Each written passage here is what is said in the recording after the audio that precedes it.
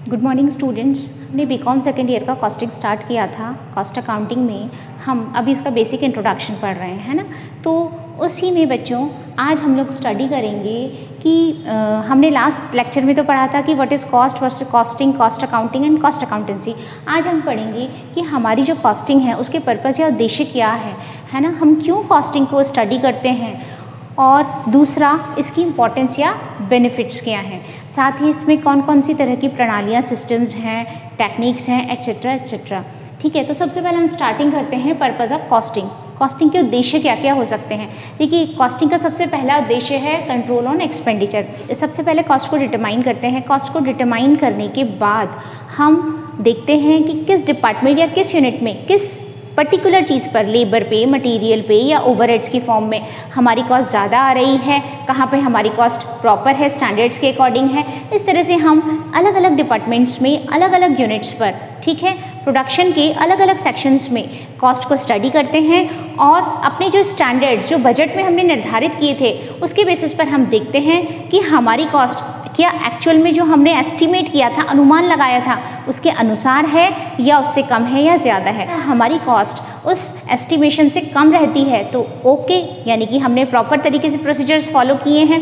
लेकिन अगर हमारी कॉस्ट उन स्टैंडर्ड से ज़्यादा आती है तो फिर हम उन्हें एनालिसिस करते हैं कि हमारी कॉस्ट ज़्यादा क्यों आई है, किन किन जगहों पर हमारी कॉस्ट इंक्रीज़ हुई है, किस तरह से हम उन्हें कंट्रोल कर सकते हैं, कम कर सकते हैं, किन किन तरीक़ों से। अगर मैनेजमेंट की कमी है तो मैनेजमेंट को प्रॉपर तरीके से काम करना होगा। अगर लेबर की एफिशिएंसी की कमी है तो ज़्यादा एफिशिएंट लेबर लगानी होगी। ठीक है, मटेरियल की क्वालिटी में प्रॉब्लम है तो क्वालिटी को ध्यान में रखना होगा। कई सारे फैक्टर्स हो सकते हैं। तो सबसे पहला काम है कंट्रोल ऑन एक्सपेंडिचर। तो आप खर्चों पर कंट्रोल, कॉस्ट पर तभी कर सकते हैं जब आप कॉस्टिंग की स्टडी करते हैं और कॉस्ट अकाउंटिंग की फॉर्म में आप उसे मैनेज करते हैं। सेकेंड है प्राइसिंग ऑफ प्रोडक्ट्स। आपके जो प्रोडक्ट्स हैं उसके प्राइसिंग का काम कॉस्टिंग के थ्रू ही किया जाता है। देखिए, आपको अगर ये पता है कि मुझे इतना प्रॉफिट चाहिए और मैं इस प्रोडक्ट को इतने में सेल कर दूं, तो बिना कॉस्ट जाने आप ये कैसे निर्धारित कर सकते हो कि मैं इसे कितने में सेल करूं।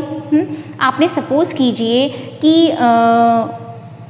एक बुक लिखी, ठीक है, या फिर आप एक बुक की परचेजिंग एंड सेलिंग का काम करते हैं, तो अब आप ये कैसे कहेंगे कि मैं बुक कितने में सेल कर दूं, जब मुझे ये पता है कि मैंने ये बुक 150 रुपये में ख़रीदी है, तभी तो मैं ये डिसाइड करूँगी कि उस 150 पर मुझे 50 रुपये का प्रॉफिट लेना है और मुझे इसे 200 में सेल करना है। यानी कि कॉस्ट का होना ज़रूरी हो गया। बिल्कुल उसी तरीके से यहाँ पर प्रोडक्ट्स की प्राइसिंग के लिए हमें कॉस्ट का पता होना बहुत ज़रूरी है। जब हमें कॉस्ट उनकी एक्चुअल पता होती है तो उस पर हम प्रॉफिट का एक मार्जिन डिसाइड करते हैं और उसके बेसिस पर उनका सेलिंग प्राइस डिसाइड करते हैं। थर्ड है to determine tender price. Tender price क्या होता है बच्चों? एक एस्टिमेटेड प्राइस होता है ना। इसके लिए हम क्या करते हैं कि अनुमान लगाते हैं कि हम पूरे साल में इतनी यूनिट्स प्रोड्यूस करेंगे, उस पर हमारा इतना मटेरियल लगेगा, इतनी लेबर लगेगी, इतनी ओवरहेड्स होंगे। अगर हमें अंदेशा है कि भाई नेक्स्ट ईयर में हमारे मटेरियल की कॉस्ट बढ़ सकती है या लेबर में इतना % उसकी मजदूरी बढ़ सकती है या खर्चों में इस तरह से इजाफा हो सकता है, तो हम क्या करते हैं उसमें एस्टिमेशन से उतना इंक्रीज़ कर देते हैं, उस अकॉर्डिंग एस्टिमेटेड कॉस्ट कैलकुलेट करते हैं। फिर उस पर हम प्रॉफिट ऐड करके उसका एस्टिमेटेड प्राइस कैलकुलेट करते हैं। यहाँ टेंडर प्राइस पर्टिकुलर यूज़ किया जाता है कॉन्ट्रैक्ट्स के लिए। जो कॉन्ट्रैक्ट्स लिए जाते हैं ना, बड़े बड़े कॉन्ट्रैक्ट्स होते हैं जो कि विद इन अ ईयर मुश्किल से ही कंप्लीट होते हैं, जिन्हें कंप्लीट होने में 2 साल 3 साल लग जाते हैं, ठीक है, तो उनके लिए टेंडर प्राइजेस कॉन्ट्रैक्ट्स के लिए ये पर्टिकुलर कैलकुलेट किए जाते हैं। जैसे कि गारमेंट्स भी होती है, उसे सपोज़ कीजिए कोई भी रोड्स का या डैम का काम करवाना है तो वह टेंडर्स इनवाइट करती है। आपने सुना होगा इस टर्म को। तो उसमें क्या होता है, उसमें बिड ली जाती है, मतलब ये लिया जाता है कि भाई आप इस काम को अप्रॉक्स कितने में कर देंगे। अगर हम चीज़ें ले रहे हैं उनसे तो पर यूनिट हमारी कितने में आप हमें ये अवेलेबल करा देंगे। अगर आप ओवरऑल कॉस्ट ले रहे हैं तो भाई आप इस इतने मीटर सड़क कितने अमाउंट उसके लिए आप एक्सपेक्टेड लेना चाहते हैं, कितने में कंप्लीट कर देंगे। तो ऐसे अलग अलग लोग अपना अनुमान लगाते हैं कि भाई हमारी इतनी कॉस्ट आएगी, उसमें हम इतना प्रॉफिट जोड़ेंगे, हम आपको पर यूनिट पर इतना अवेलेबल करा देंगे। That is tender price. तो जिसका सबसे कम होता है गवर्नमेंट उसे, या जो भी आपको कॉन्ट्रैक्ट दे रहा है वो उसे एक्सेप्ट कर लेता है। तो टेंडर प्राइस हमेशा कॉस्टिंग के बेसिस पर ही डिसाइड होता है। और है basis of decision making. Costing हमारी डिसीजन मेकिंग का बहुत इंपॉर्टेंट पार्ट है। कैसे है, इसी के बेसिस पर हम डिसाइड करेंगे कि अगर सपोज़ कीजिए एक ही इंडस्ट्री है या एक सपोज़ कीजिए एक बिजनेसमैन है, उसके कई सारे डिपार्टमेंट्स एक ही छत के नीचे काम कर रहे हैं, एक सुपरमार्केट भी है, तो वो ये देखेगा कि पर्टिकुलर कौन सा सेक्शन है जो कि मेरे लिए बेनिफिशियल है, ये मुझे कमा के दे रहा है, कौन सा सेक्शन है जो कि नो प्रॉफिट नो लॉस के सिचुएशन में है, और कौन सा ऐसा सेक्शन है जो कि मुझे लॉसेस में ले जा रहा है ना। तो हम हर एक सेक्शन का अलग अलग एनालिसिस करते हैं और उस एनालिसिस के बेसिस पर फिर हम ये देखते हैं कि क्या हम इन्हें लॉसेस से प्रॉफिट की सिचुएशन में ला सकते हैं, अगर पॉसिबल है तो उस अकॉर्डिंग, अगर नहीं है तो फिर हम उन्हें शट डाउन करने का डिसीज़न ले सकते हैं। तो इस तरह से किसी भी तरह का जो डिसीज़न है वो कॉस्टिंग के बेसिस पर ही लिया जाता है। इसी तरीके से अगर आप एक मैन्युफैक्चरिंग इंडस्ट्री हैं, है ना, और सपोज़ कीजिए आप एक बाइसिकल बनाने वाली इंडस्ट्री हैं, आप बाइसिकल मैन्युफैक्चर करते हैं, तो एक बाइसिकल में बहुत सारे पार्ट्स होते हैं और ऐसा नहीं होता कि सारे के सारे पार्ट्स एक ही जगह बन जाएंगे।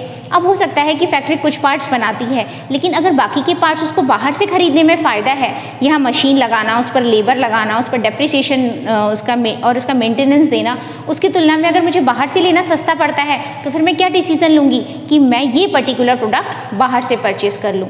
ठीक है ना। तो इस तरीके से इसके बेसिस पर डिसीजन लिया जाता है कि किस प्रोडक्ट को हम कंटिन्यू करें, इस प्रोडक्ट लाइन को हम डिसकंटिन्यू करें, कौन सा प्रोडक्ट हम बाहर से परचेस करें, कौन सा नहीं करें, क्या हम अपने प्रोडक्ट को फॉरेन मार्केट में सेल करें या ना करें। ठीक है, कोई फर्दर कॉन्ट्रैक्ट्स या कोई फर्दर ऑर्डर्स हम लें या ना लें, बहुत सारी चीज़ें हैं जो कि इसके बेसिस पर की जाती हैं। तो इस तरह से हम कह सकते हैं कि जो कॉस्टिंग बहुत ही इंपॉर्टेंट है और इसका जो पर्पज़ है वो हमारे बिजनेस के लिए बहुत इंपॉर्टेंट है। ठीक है, अब हम बात करते हैं बच्चों, जब कॉस्टिंग इतने सारे काम करती है, इतने सारे एम्स को लेके चलती है, तो फिर ये किस तरह से हमारे लिए बेनिफिशियल हो सकती है, क्या इसकी उपयोगिता है, क्या इसके लाभ हैं। तो अगर हम इसकी उपयोगिता या लाभों की बात करें तो अलग अलग लोगों के लिए अलग अलग फील्ड्स में इसके अलग अलग बेनिफिट्स हैं। जैसे कि मैं सबसे पहले बात करूं एडवांटेजेस टू मैनेजमेंट, प्रबंध के लिए अगर मैं बात करूं, मैनेजमेंट की मैं बात करूं, तो मैनेजमेंट को डिसीजन मेकिंग में बहुत ज़्यादा हेल्प करती है। वो अलग अलग ये एनालिसिस कर सकता है कि मेरी जो लेबर है या मेरा जो मटेरियल है वो किस तरह का है, मटेरियल की क्वालिटी क्या है, क्या इसकी क्वालिटी से मेरे प्रोडक्ट की कॉस्ट बढ़ रही है, कम हो रही है, या इसके बेसिस पे मैं अपनी सेल्स बढ़ा सकता हूँ या नहीं बढ़ा सकता हूँ, एंड सो ऑन। लेबर के बेसिस पे वो ये देख सकते हैं कि मेरी एफिशिएंट लेबर है या इनएफिशिएंट है, क्या एफिशिएंसी से मुझे फ़ायदा हो रहा है, तो क्या उसके लिए उसे इंसेंटिव्स दिए जाएँ, अभी प्रेरणा दी जाए, यानी उन्हें एक्स्ट्रा पैसा दिया जाए जिससे कि वो और ज़्यादा अच्छा काम करें, तो उनकी प्रोडक्टिविटी बढ़े और मेरी कॉस्ट कम हो जाए। और कई सारे ऐसे डिसीजंस इसके बेसिस पर लिए जा सकते हैं।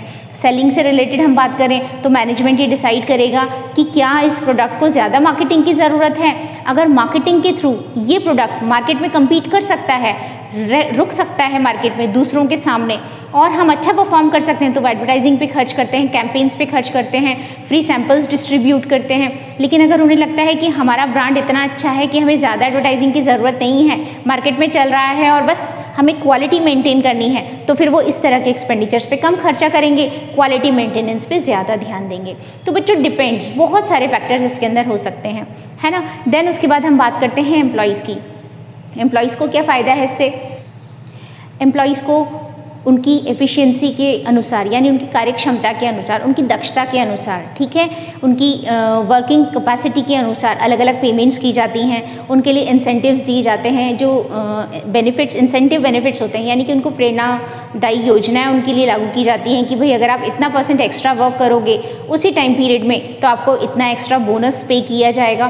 तो इन सबसे क्या होता है कि उनकी वर्किंग एफिशिएंसी इंक्रीज़ होती है, प्लस उन्हें प्रॉपर रेम्यूनरेशन मिलता है, उचित पारिश्रमिक उन्हें मिलता है ना। जब आपको अपने प्रोडक्ट के बारे में और उसकी कॉस्ट के बारे में सारा अंदाज़ा है और आपको पता है कि हमें इस लेवल पर रहकर इस तरह का काम करना है, तो जो श्रमिक हैं उनके सामने टारगेट होता है और वो उसी अकॉर्डिंग काम करते हैं, ठीक है। और देन उसके बाद उन्हें सेटिस्फैक्शन मिलता है। जब आपको अच्छी वर्किंग कंडीशंस मिलेंगी और प्रॉपर रेम्यूनरेशन पे किया जाएगा तो ऑब्वियसली आप अच्छा काम करेंगे और आपको सेटिस्फैक्शन मिलेगा, जिससे कि उनका जो बिज़नेस में रोटेशन है, यानी कि छोड़कर जाना, दूसरे को ज्वाइन कर लेना, ये भी कम हो जाता है। तो उनका टर्नओवर कम होने की वजह से क्या हो जाता है, अगर लेबर टर्नओवर कम होता है, यानी कि आपके यहाँ पर एफिशिएंट लेबर ज़्यादा लंबे समय तक काम करती है, तो ऑब्वियसली आपकी एफिशिएंसी संस्था की बढ़ जाती है। और साथ ही साथ जो एम्प्लॉयज़ होते हैं, लेबर होती है, उसको भी जॉब सेटिस्फैक्शन के साथ साथ सिक्योरिटी मिलती है ना। देन उसके बाद हमारे इन्वेस्टर्स हैं। अब इन्वेस्टर्स यानी कि विनियोजक, विनियोजक हमेशा वहीं पैसा लगाना चाहेंगे जहाँ पर उनको बेनिफिट दिखता है लॉन्ग टर्म में, ठीक है। जब आपको उनका कॉस्ट पैटर्न पता होगा, आपको कहीं पैसा लगाना है और आपको पता है कि इस इंस्टीट्यूट का कॉस्ट पैटर्न इस तरीके का है ना, और इस तरह के प्रोसीजर्स को फॉलो करके ये इस तरह के प्रॉफिट्स अर्न कर रही है और लॉन्ग टर्म में इसका ये रिकॉर्ड रहा है, तो ऑब्वियसली आप उस इंस्टीट्यूट में पैसा लगाना, उस संस्था में पैसा लगाना पसंद करेंगे, क्योंकि वो आपके लिए सुरक्षित निवेश है। तो इस तरह से इन्वेस्टर्स इस बेसिस पर डिसीजन ले सकते हैं। देन कंज्यूमर्स है, कंज्यूमर को तो सबसे बड़ा फ़ायदा है। कंज्यूमर को क्या फ़ायदा है? कंज्यूमर को कम कॉस्ट पर ज़्यादा अच्छा प्रोडक्ट मिलेगा, उसको प्रोडक्ट क्वालिटी भी मिलेगी, प्लस उसको प्रोडक्ट की कॉस्ट भी कम आएगी। क्यों? क्योंकि जब मार्केट में इतने सारे कॉम्पिटिटर्स हैं, ठीक है, और उन सबकी कॉस्ट डिफरेंट है, तो उन्हें मार्केट में टिके रहने के लिए क्या करना पड़ेगा? अपनी कॉस्ट को कम करना पड़ेगा, अपने सेलिंग प्राइस को कम करना पड़ेगा, ताकि वो ज़्यादा से ज़्यादा प्रॉफिट अर्न कर सकें, है ना। तो इस तरह से कंज्यूमर को भी बहुत बड़ा बेनिफिट है। उसके मार्केट में जब ज़्यादा से ज़्यादा कंपटीशन होगा तो इस कंडीशन में उसको ज़्यादा से ज़्यादा प्रॉफिट्स अर्न होंगे। देन हम बात करते हैं गवर्नमेंट की। अब जब ये इंडस्ट्रियलाइजेशन का युग है, ठीक है, तो हमारी सरकार क्या चाहती है कि ज़्यादा से ज़्यादा इंडस्ट्रीज़ डेवलप हों और वो अच्छी प्रोडक्टिविटी के साथ अच्छे क्वालिटी प्रोडक्ट्स प्रोड्यूस करें। अगर आपके प्रोडक्ट की कॉस्ट कम होगी और उसकी क्वालिटी अच्छी होगी तो नो डाउट आपको न केवल अपने देश में बल्कि दूसरे देशों में भी अपने प्रोडक्ट को एक्सपोर्ट करने का मौका मिलेगा। और अगर आपके एक्सपोर्ट्स बढ़ेंगे तो गवर्नमेंट को भी फ़ायदा होगा और आपको भी फ़ायदा होगा। हमारे मार्केट्स एलेबोरेट होंगे, हमारे मार्केट्स एक्सपैंड होंगे, उनका विस्तार होगा, और इस तरीके से न केवल गवर्नमेंट बल्कि खुद जो प्रोड्यूसर्स हैं और प्रोड्यूसर्स के साथ जुड़े हुए जितने भी लेबर्स, इन्वेस्टर्स हैं, सारे ही बेनिफिट की कंडीशन में आएंगे। तो इस तरीके से बच्चों हम कह सकते हैं कि जो कॉस्ट है वो कई सारी हमारी ऑपरेटिंग पॉलिसीज़ का बेस है, जिसके बेसिस पर आप अपनी फ्यूचर पॉलिसीज़ डिसाइड करते हैं, मैनेजमेंट इन चीज़ों को डिसाइड करता है और आगे फ्यूचर के लिए बहुत सारे काम किए जाते हैं। आई होप आपको कॉस्टिंग का बेस समझ आ गया कि हम क्यों कॉस्टिंग स्टडी कर रहे हैं, ठीक है। तो इसके जो भी उद्देश्य हैं और इसके जो भी लाभ हैं वो हमने स्टडी किए। अब हम आगे बात करेंगे कि कॉस्टिंग की तो हमने बात की, लेकिन हम कॉस्ट को कैलकुलेट कैसे करेंगे। तो बच्चों यहाँ पर कॉस्ट को कैलकुलेट करने के लिए कई सारे मेथड्स हैं, कई सारे सिस्टम्स हैं, ठीक है। इन्हें हम अपने नेक्स्ट लेक्चर में स्टडी करेंगे। Thank you.